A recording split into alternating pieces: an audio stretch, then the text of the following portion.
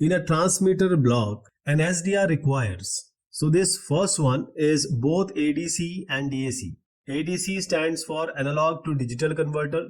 DAC stands for digital to analog converter. So both are required, only ADC, only DAC, or finally no ADC or DAC. So what is the correct option? Yes, you got it right. It is the first one, which is both ADC and DAC. So this SDR software defined radio is a type of radio communication system where the components that traditionally were implemented in hardware, for example, the mixers, the filters, amplifiers, modulator, demodulators, they are implemented in software instead of hardware. So whichever SDR you will talk about, there will be a transmitter TX, there will be a receiver RF. So when we talk about the transmitter system, that is the one part of the system where the transmission takes place. Here, what all is done? Signal generation and modulation, which is done in the software.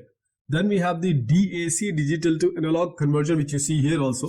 Then the RF up conversion, that is in order to move the signal to the desired frequency which is required. RF up conversion is required. This is how it is being done. A carrier frequency is used with the original signal. That is how it is being modulated and being sent. Then the power amplification, that's to strengthen the signal, and the filtering in order to clean the signal.